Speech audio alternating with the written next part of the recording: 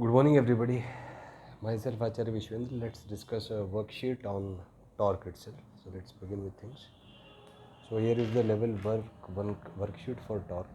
The first question is position vector is this, force is this. We need to find first is the magnitude of position vector. So it is under root of this is square, this is square, this is square, which is root 29. Next is magnitude of force. Squaring the terms, we have root 38 Newton. Then we have the dot product of R and F.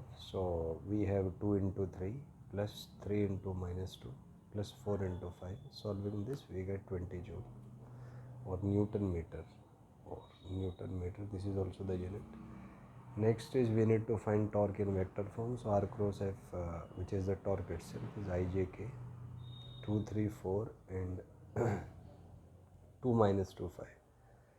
So we have I cap into this is 15 minus 8, that makes plus 8, minus j cap into 5, 2 into 5 is 10, minus 12 which is minus 2, plus k cap into minus 4 minus 9 which is minus 13. So we have 23 I cap plus 2 j cap minus 13 k cap as the final value of R cross F. Next question is we need to find magnitude of R cross F. So squaring the terms, we have about 26.5 Newton meter.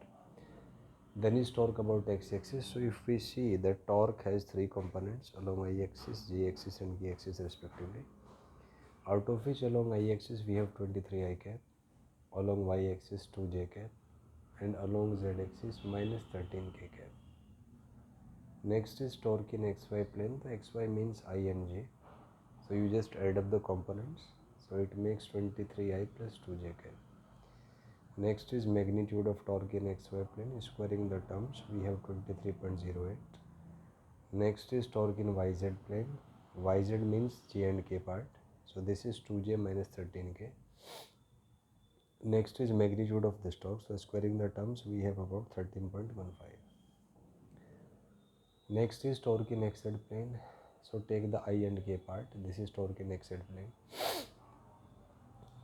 Next is magnitude of this torque. Squaring the terms, we have magnitude of torque as 26.42 Newton meter. Next question is dimension of torque. It is m1 L2 T minus 2. Next is SI unit of torque. It is Newton meter and it is equivalent to energy. Next is CGS unit of torque. It is Newton centimeter.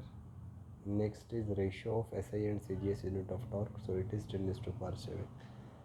Next is graph of magnitude of torque versus theta. So it's a sine curve achieving its peak at 90 degree.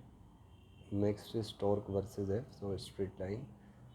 Torque versus L, again a straight line. So this is a basic level worksheet on torque, which is aspired to develop sharp problem skills in you. Thank you and have a nice day.